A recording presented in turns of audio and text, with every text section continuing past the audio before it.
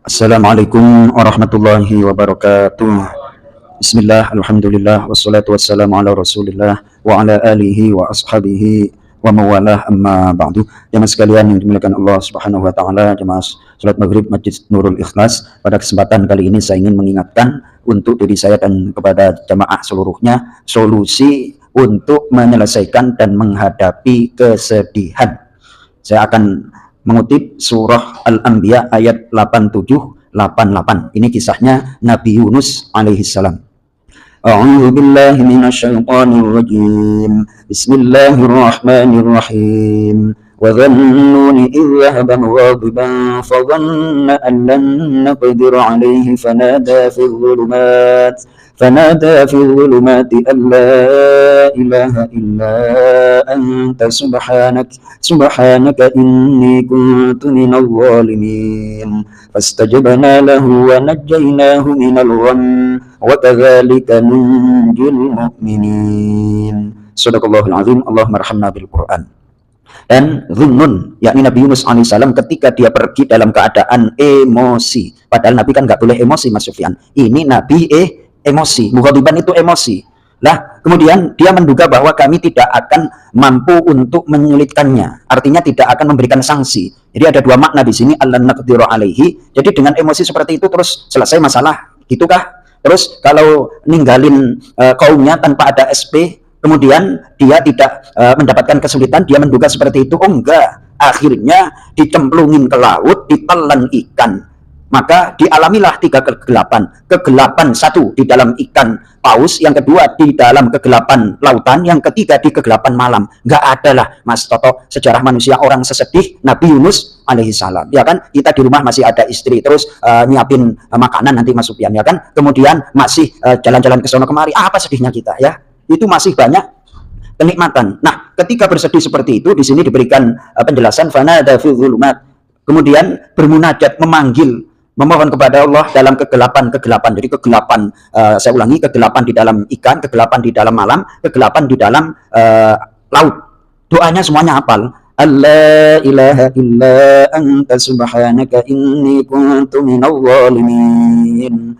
Tiada Tuhan kecuali Engkau, Maha Suci Engkau ya Allah. Maha suci dari apa? Di sini adalah Maha Suci dari dugaan hambanya. Kalau kita ngambek terus nanti nggak dapat sanksi, oh enggak, jangan. Makanya jangan sekali-kali kita bersuudzon kepada Allah, nanti akan dapat resiko. Udah, apapun yang terjadi kita berhusnudzon, berbaik sangka. Ini kenapa mengucapkan ada kata tasbih Maha Suci Engkau, karena Nabi Yunus mengira setelah ninggalin tugas berdakwah terus nggak diapa-apain gitu, meleset.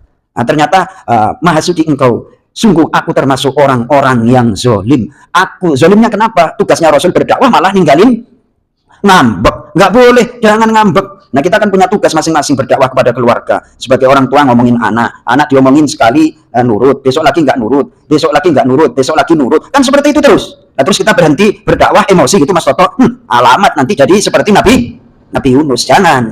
Nah, lanjutannya, kalau orang sudah menyerah kepada Allah, berdoa, mengakui kesalahannya dengan lafaz la ilaha illa anta subhanaka inni kuntu minadh dhalimin, fastajabna lahu, kami kabulkan doanya, wa najjainahu minal gham, dan kami selamatkan dia dari kesedihan, wa kadzalika nunjil mu'minin. Demikian juga kami selamatkan orang-orang mukmin, orang yang beriman, bukan orang pintar. Di sini itu redaksinya wa kadzalika nunjil mu'minin. Demikian pula kami selamatkan orang-orang mukmin, orang yang beriman, bukan orang Redaksinya yang dipilih ini adalah orang mukmin. Dari mana penyelesaian masalah ini? Ya terusin aja pikirin, ya.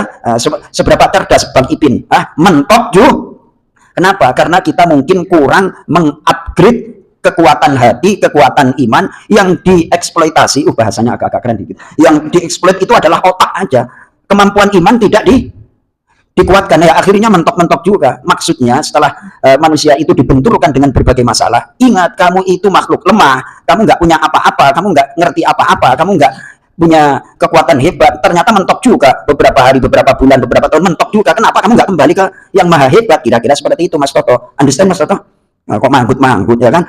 Demikianlah kami selamatkan orang mukmin, bukan orang pintar, bukan orang hebat, orang mukmin. Kemudian saya ingin mengakhiri kultum ini, saya punya kitab namanya Majmu' Fatawa Syekhul Islam Ibnu Taimiyah 36 jilid.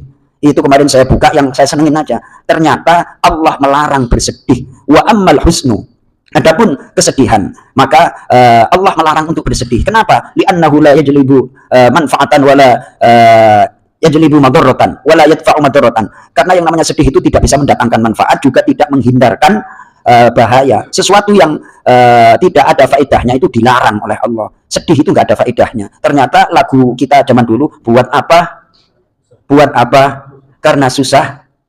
Nggak ada. Oh, ternyata itu dari kalamnya Syekhul Islam Ibnu Taimiyah. Saya baru nemu kitabnya itu. Allah, jilid 10 saya ketemu. Allahu Akbar. Akhirnya sedih itu nggak ada faedahnya. Padahal tidak ada faedahnya itu dilarang oleh Allah. Itu terus diterangkan panjang lebar kitab uraian berikutnya. Tapi jangan sekarang, Mas Sofyan, malah materi saya habis. Buat besok aja ya. Mudah-mudahan kita dikuatkan imannya oleh Allah Subhanahu Wa Taala, menjumpai jalan keluar, diberikan jalan keluar pertolongan dalam setiap kehidupan. Terima kasih. Assalamualaikum warahmatullahi wabarakatuh.